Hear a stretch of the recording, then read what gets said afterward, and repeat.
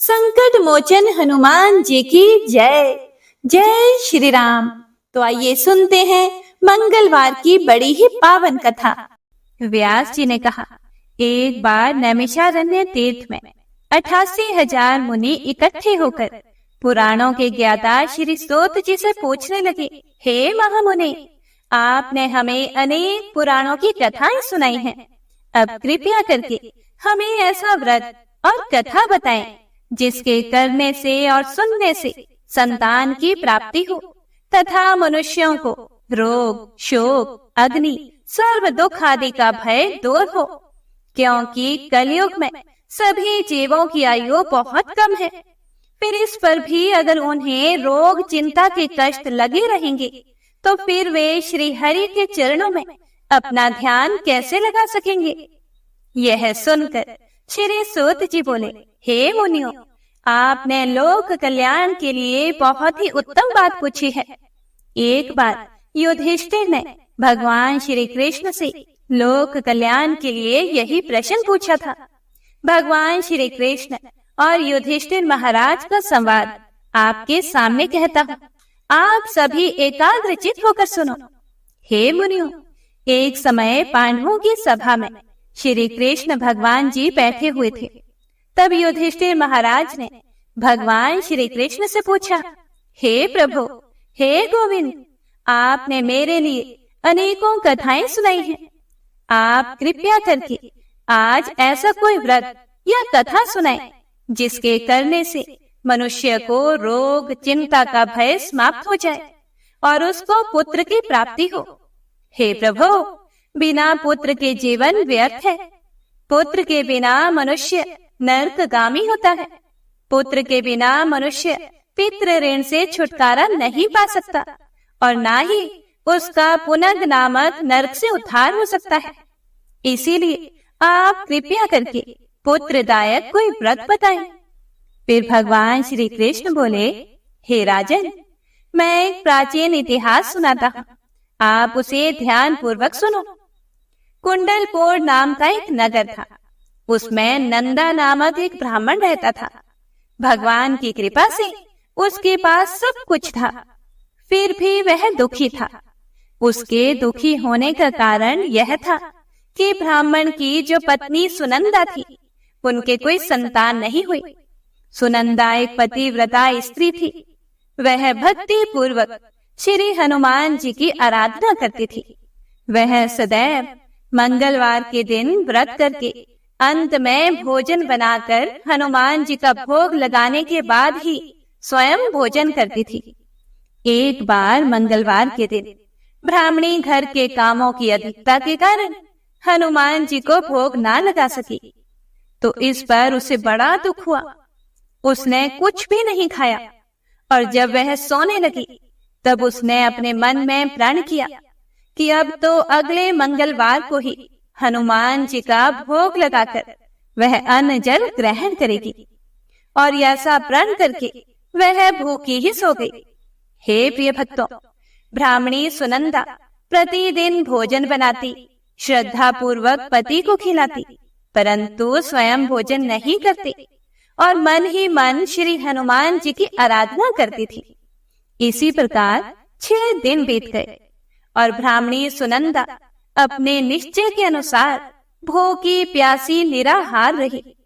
अगले मंगलवार को ब्राह्मणी सुनंदा प्रातः काल ही बेहोश होकर गिर पड़ी।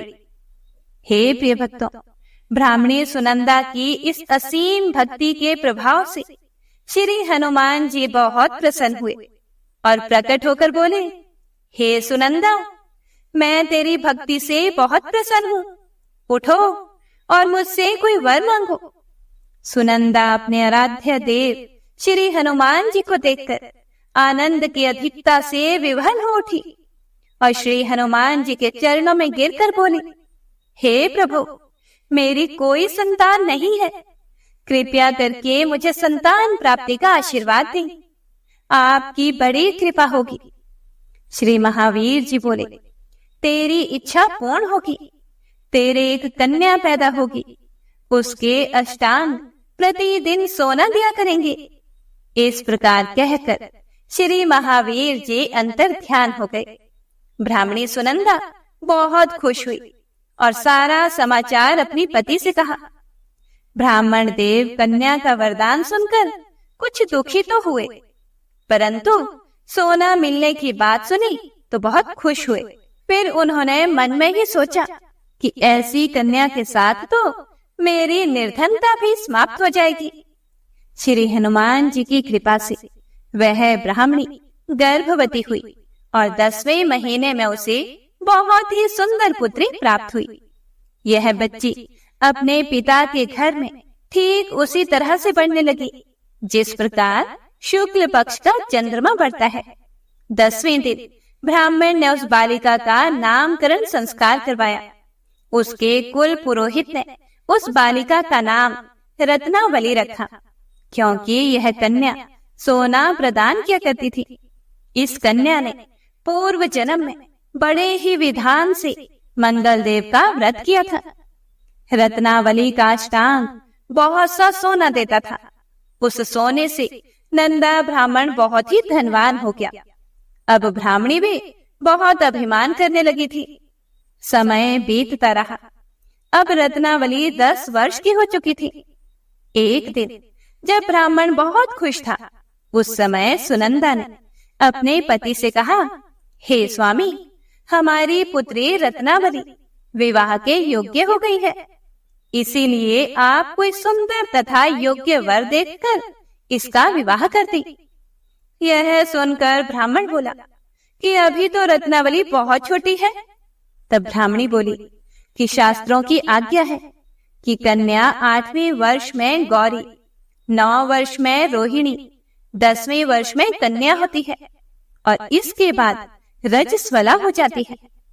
गौरी के दान से पाताल लोक की प्राप्ति होती है, रोहिणी के दान से वैकुंठ लोक की प्राप्ति होती है और कन्या के दान से इंद्र लोक में सुखों की प्राप्ति होती है। हे स्वामी, अगर रजस्वला का दान किया जाता है तो घोर नरक की प्राप्ति होती है। हे प्रिय भक्तों, आगे सूत जी बोले कि इस पर ब्राह्मण बोला, अभी तो रत्नावली मात्र 10 वर्ष की ही है, तो मैंने तो 16-16 साल की कन्याओं के विवाह करवाए हैं, अभी जल्दी क्या है। तब ब्राह्मणी सुनंदा बोली कि लगता है आपको तो लोभ अधिक हो गया है। शास्त्रों में कहा गया है कि माता पिता और बड़ा भाई रजस्वला कन्या को देखते हैं तो वह अवश्य ही नरकगामी होते हैं। तब ब्राह्मण बोला कि अच्छी बात है, कल मैं अवश्य ही योग्य वर की तलाश में अपना दूत भेजूंगा। दूसरे दिन ब्राह्मण ने अपने दूत को बुलाया और उसे आज्ञा दी कि जैसी सुंदर मेरी कन्या है वैसा ही सुंदर वर उसके लिए तलाश करो। दूत अपने स्वामी की आज्ञा पाकर निकल पड़ा। पंबई नगर में उसने एक सुंदर लड़के को देखा। यह बालक एक ब्राह्मण परिवार का बहुत ही गुणवान पुत्र था। इसका नाम सोमेश्वर था। दूत ने सुंदर व गुणवान ब्राह्मण पुत्र के बारे में अपने स्वामी को पूर्ण विवरण दिया। ब्राह्मण नंदा को भी सोमेश्वर अच्छा लगा और फिर शुभ मुहूर्त में विधि पूर्वक कन्यादान करके ब्राह्मण ब्राह्मणी संतुष्ट हुए। हे प्रिय भक्तों, परंतु ब्राह्मण के मन में तो लोभ समाया हुआ था। उसने कन्यादान तो कर दिया था, पर वह बहुत ही दुखी था। उसने सोचा कि रत्नावली तो अब चली जाएगी और मुझे इससे जो सोना मिलता था वह अब नहीं मिलेगा। मेरे पास जो धन था कुछ तो इसके विवाह में खर्च हो गया और जो शेष बचा है वह भी कुछ दिनों के बाद समाप्त हो जाएगा। मैंने तो इसका विवाह करके बहुत बड़ी भूल कर दी है। अब कोई ऐसा उपाय हो कि रत्नावली मेरे घर में ही बनी रहे, अपने ससुराल ना जाए। लोभ रूपी राक्षस ब्राह्मण के मस्तिष्क पर छाता जा रहा था। रात भर अपनी शैया पर बेचैनी से करवटें बदलते बदलते उसने एक बहुत ही क्रूर निर्णय लिया। हे प्रिय भक्तों, उसने सोचा कि जब रत्नावली को लेकर उसका पति सोमेश्वर अपने घर के लिए जाएगा तो वह रास्ते में छिपकर सोमेश्वर का वध कर देगा और अपनी लड़की को अपने घर ले आएगा, जिससे नियमित रूप से उसे सोना भी मिलता रहेगा और समाज का कोई मनुष्य उसे दोष भी नहीं दे सकेगा। प्रातः काल जब हुआ तो नंदा और सुनंदा ने अपने जमाई तथा लड़की को बहुत सारा धन देकर विदा किया।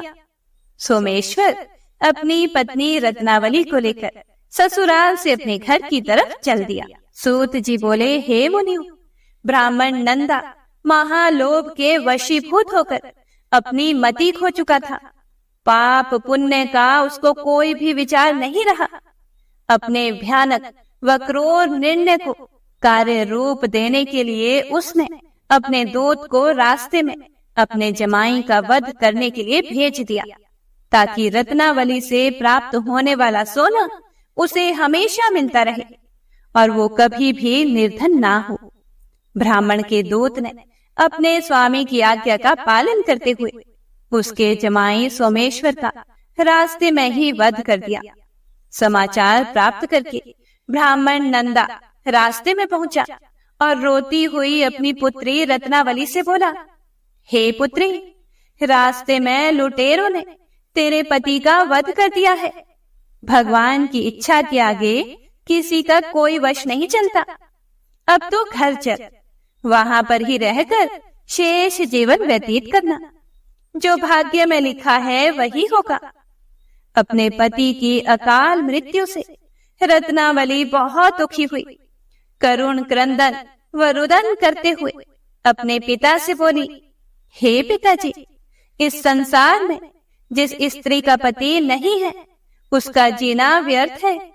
मैं अपने पति के साथ ही अपने शरीर को जला दूंगी और सती होकर अपने इस जन्म को, माता पिता के नाम को तथा सास ससुर के यश को सार्थक करूंगी। ब्राह्मण नंदा अपनी पुत्री रत्नावली के वचनों को सुनकर बड़ा दुखी हुआ। वह सोचने लगा कि मैंने व्यर्थ में ही जमाई का वध करके इतना बड़ा पाप अपने सिर ले लिया। रत्नावली तो उसके पीछे अपने प्राण तक देने को तैयार है। मेरा तो दोनों तरफ से मरण हो गया। धन तो अब मिलेगा नहीं, जमाई वध के पाप के फल स्वरूप यम यातना भी भुगतनी पड़ेगी। यह सोचकर वह बहुत दुखी हुआ। सोमेश्वर की चिता बनाई गई। रत्नावली सती होने की इच्छा से अपने पति का सिर अपनी गोद में रखकर चिता में बैठ गई। जैसे ही सोमेश्वर की चिता को अग्नि लगाई गई, वैसे ही प्रसन्न होकर मंगलदेव वहां प्रकट हुए और बोले, हे रत्नावली, मैं तेरी पति भक्ति से बहुत प्रसन्न हूँ, तू वर मांग। रत्नावली ने अपने पति का जीवन दान मांगा। तब मंगलदेव बोले, हे रत्नावली, तेरा पति अजर अमर है, यह महाविद्वान भी होगा और इसके अतिरिक्त तेरी जो इच्छा हो वह वर मांगो। तब रत्नावली बोली, हे ग्रहों के स्वामी, यदि आप मुझ पर प्रसन्न हैं तो मुझे यह वरदान दीजिए कि जो भी मनुष्य मंगलवार के दिन प्रातःकाल लाल पुष्प, लाल चंदन से पूजा करके आपका स्मरण करे, उसको रोग व्याधि ना हो, स्वजनों का कभी वियोग ना हो, सर्प, अग्नि तथा शत्रुओं का भय ना रहे। जो स्त्री मंगलवार का व्रत करे वह कभी भी विधवा ना हो। हे प्रिय भक्तों, मंगलदेव ने यह सुनकर उसे तथास्तु कहकर वह अंतर ध्यान हो गए। सोमेश्वर मंगलदेव की कृपा से जीवित हो उठा। रत्नावली अपने पति को फिर से पाकर बहुत प्रसन्न हुई और मंगलदेव का व्रत प्रत्येक मंगलवार को करके व्रत राज और मंगलदेव की कृपा से इस लोक में सुख ऐश्वर्य को भोगते हुए अंत में अपने पति के साथ स्वर्ग लोक को गई। हे प्रिय भक्तों, व्यास जी मुनियों से बोले कि इस प्रकार जो भी स्त्री पुरुष विधिवत मंगलवार का व्रत करके व्रत कथा सुनते हैं, हनुमान जी उनके सभी कष्ट दूर करके घर में धन संपत्ति का भंडार भर देते हैं। शरीर के सभी रक्त विकार के रोग भी नष्ट हो जाते हैं। तो सभी प्रेम से बोलिए, मंगल देव भगवान की जय। जय श्री राम। हरे कृष्णा। हे प्रिय भक्तों, आइए अब श्री राम नाम की महिमा का रसपान करते हैं। लंकापति रावण के वध के बाद जब अयोध्यापति प्रभु श्री राम की कीर्ति दूर दूर तक फैल रही थी और वह मर्यादा पुरुषोत्तम कहलाने लगे थे, तब एक दिन महादेव शिव की इच्छा भी मर्यादा पुरुषोत्तम श्री राम से मिलने की हुई। पार्वती जी को अपने साथ लेकर महादेव जी कैलाश पर्वत से उतरकर अयोध्या नगरी के रास्ते पर चल पड़े। भगवान शिव और माता पार्वती को अयोध्या आया देखकर श्री सीता राम जी बहुत खुश हुए। माता जानकी ने उनका उचित आदर सत्कार किया और स्वयं भोजन बनाने के लिए रसोई में चली गई। इसी बीच भगवान शिव ने श्री राम जी से पूछा कि आपके सेवक हनुमान जी दिखाई नहीं पड़ रहे। फिर श्री राम जी बोले कि वे बगीचे में हैं। शिव जी ने श्री राम जी से बगीचे में जाने की अनुमति मांगी और पार्वती जी का हाथ थामकर वे बगीचे में आ गए।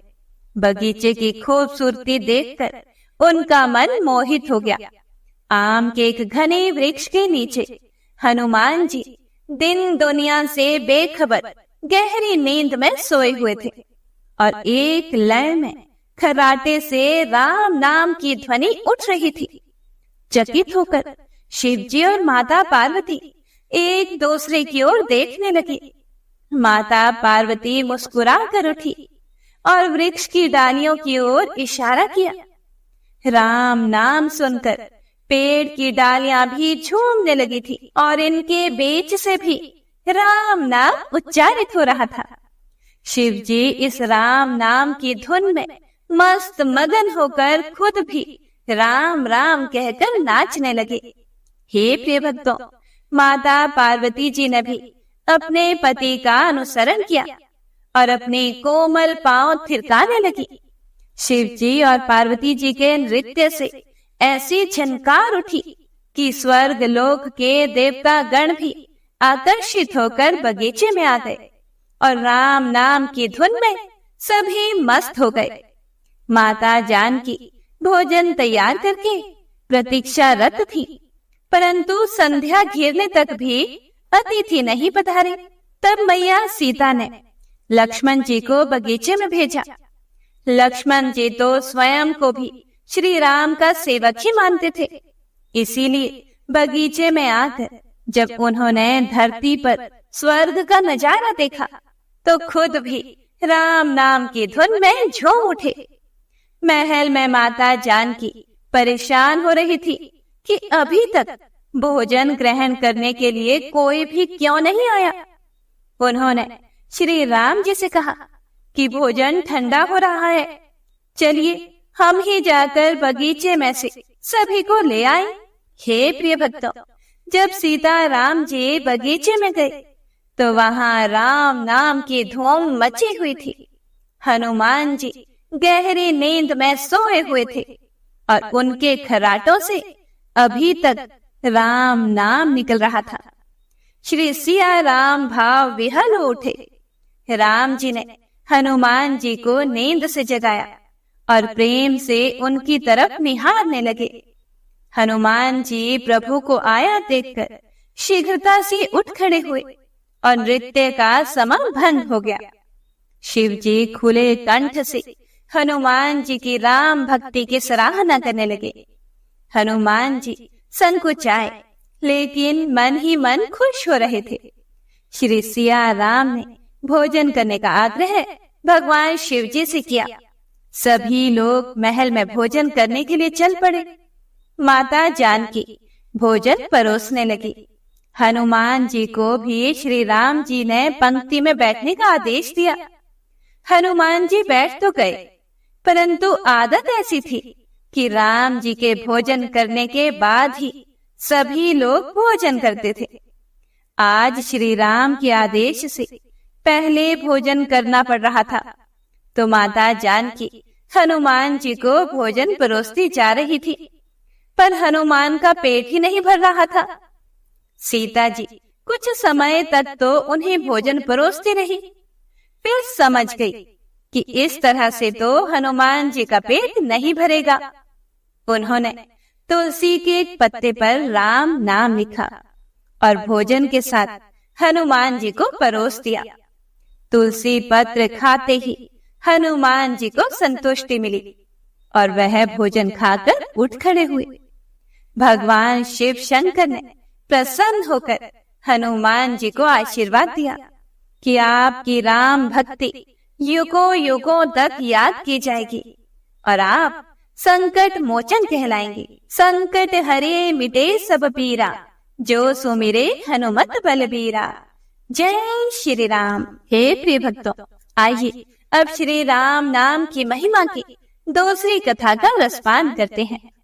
महादेव जी को एक बार बिना कारण के किसी को प्रणाम करते देखकर पार्वती जी ने पूछा कि हे प्रभु, आप किसको प्रणाम करते रहते हैं? शिव जी पार्वती जी से कहते हैं कि हे देवी, जो भी मनुष्य एक बार राम कहता है उसे मैं 3 बार प्रणाम करता हूँ। पार्वती जी ने एक बार शिव जी से पूछा कि आप शमशान में क्यों जाते हैं और ये चिता की भस्म शरीर पे क्यों लगाते हैं? उसी समय शिव जी पार्वती जी को शमशान में ले गए।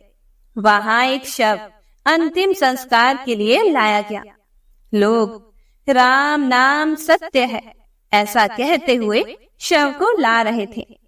शिव जी ने कहा कि देखो पार्वती, इस शमशान की ओर जब लोग आते हैं तो राम नाम का स्मरण करते हुए आते हैं और इस शव के निमित्त से कई लोगों के मुख से मेरा अति प्रिय दिव्य राम नाम निकलता है। उसी को सुनने के लिए मैं शमशान में आता हूँ और इतने लोगों के मुख से राम नाम का जप करवाने में निमित्त बनने वाले इस शव का मैं सम्मान करता हूँ, उसे प्रणाम करता हूँ और अग्नि में जलने के बाद उसकी भस्म को अपने शरीर पर लगा लेता हूँ।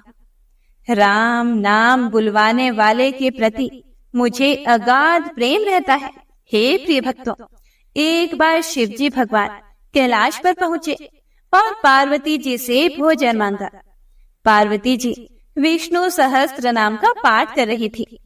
पार्वती जी ने कहा कि अभी पाठ पूरा नहीं हुआ, कृपया थोड़ी देर प्रतीक्षा कीजिए। शिव जी भगवान ने कहा कि इसमें तो समय और श्रम दोनों लगेंगे।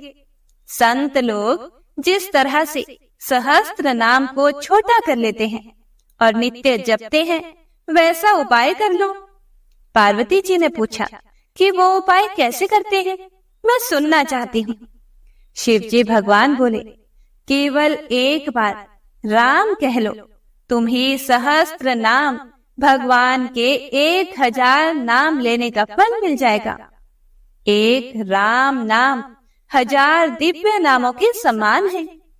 पार्वती जी ने फिर वैसा ही किया। श्री राम राम रामेति रमे रामे मनोरमे सहस्त्र नाम ततुल्यम राम नाम वरानने। यह राम नाम सभी आपदाओं को हरने वाला, सभी संपदाओं को देने वाला दाता है।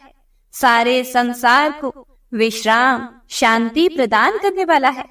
इसीलिए मैं इसे बार बार प्रणाम करता हूँ। हे प्रिय भक्तों, भव सागर की सभी समस्याओं और दुख के बीजों को भूंज के रख देने वाला, अर्थात समूल नष्ट कर देने वाला, सुख संपत्तियों को अर्जित करने वाला, यम दूतों को भगाने वाला केवल राम नाम का जप है। इसीलिए प्रयास पूर्वक स्वयं भी राम नाम जपते रहना चाहिए और दूसरों को भी प्रेरित करके राम नाम जपवाना चाहिए। इससे अपना और दूसरों का तुरंत ही कल्याण हो जाता है। यही सबसे सुलभ और अचूक उपाय है। इसीलिए हमारे देश में प्रणाम राम राम कहकर किया जाता है। तो सभी प्रेम से बोलिए, जय श्री राम, हरे कृष्णा। हे प्रिय भक्तों, सूत जी बोले कि हे मुनियों, एक अन्य कथा के अनुसार एक नगर में एक वृद्धा निवास करती थी। उसके मंगलिया नाम का एक पुत्र था। वृद्धा की हनुमान जी पर गहरी आस्था थी। वह प्रत्येक मंगलवार को नियम पूर्वक व्रत रखकर हनुमान जी की आराधना करती थी। उस दिन वह ना तो घर को लीपती थी और ना ही मिट्टी खोदती थी। वृद्धा को व्रत करते हुए अनेक दिन बीत गए। एक बार हनुमान जी ने उसकी श्रद्धा की परीक्षा लेने की सोची। हनुमान जी साधु का वेश धारण करके वहां गए और पुकारने लगे, है कोई हनुमान भक्त जो हमारी इच्छा पूर्ण करे? साधु की पुकार को सुनकर वृद्धा बाहर आई और बोली, आज्ञा कीजिए महाराज। साधु वेशधारी हनुमान जी बोले कि मैं भूखा हूँ, भोजन करूंगा, तुम थोड़ी सी जमीन को लीप दो। वृद्धा दुविधा में पड़ गई, क्योंकि वह तो मंगलवार को जमीन को लीपती नहीं थी। इसीलिए अंततः हाथ जोड़कर वह बोली, हे महाराज, लीपने और मिट्टी खोदने के अतिरिक्त आप कोई दूसरी आज्ञा दें, मैं अवश्य ही उसे पूरा करूंगी। साधु ने 3 बार प्रतिज्ञा कराने के बाद कहा कि तू अपने बेटे को बुला, मैं उसकी पीठ पर आग जलाकर भोजन बनाऊंगा। वृद्धा के पैरों तले धरती खिसक गई, परंतु वह प्रतिज्ञाबद्ध थी। उसने मंगलिया को बुलाकर साधु के सुपुर्द कर दिया। मगर साधु रूपी हनुमान जी ऐसे ही मानने वाले तो थे नहीं। उन्होंने वृद्धा के हाथों से ही मंगलिया को पेट के बल लिटवाया और उसकी पीठ पर आग जलवाई। आग जलाकर दुखी मन से वृद्धा अपने घर के अंदर चली गई। इधर भोजन बनाकर साधु ने वृद्धा को बुलाकर कहा कि मंगलिया को पुकारो ताकि वह भी आकर भोग लगा ले। इस पर वृद्धा बहते आंसुओं को पोंछकर बोली, उसका नाम लेकर मुझे और कष्ट ना पहुंचाओ। लेकिन जब साधु महाराज नहीं माने तो वृद्धा ने मंगलिया को आवाज लगाई और उसे आवाज लगाते ही पुकारने की देर थी कि मंगलिया दौड़ा दौड़ा आ पहुंचा। मंगलिया को जीवित देखकर वृद्धा को सुखद आश्चर्य हुआ। वह साधु के चरणों में गिर पड़ी। साधु अपने वास्तविक रूप में प्रकट हुए। हनुमान जी को अपने घर में देखकर वृद्धा का जीवन सफल हो गया। हे प्रिय भक्तों, श्री सूत जी बोले कि मंगलवार के व्रत से शंकर और पार्वती जी इसी तरह भक्तों को साक्षात दर्शन देकर कृतार्थ करते हैं। तो सभी प्रेम से बोलिए, शिव शिवा की जय, राम भक्त श्री हनुमान जी की जय। हे प्रिय भक्तों, तो यह थी आज की मंगलवार की कथा। उम्मीद करती हूँ आप सभी भक्तों को पसंद आई होगी और आपने पूरे भक्ति भाव से सुनी होगी। भगवान आप सभी की मनोकामनाओं को पूर्ण करें और अपना आशीर्वाद सदा सर्वदा बनाए रखे। तो मिलते हैं अगली कथा के साथ, तब तक के लिए जय श्री राम।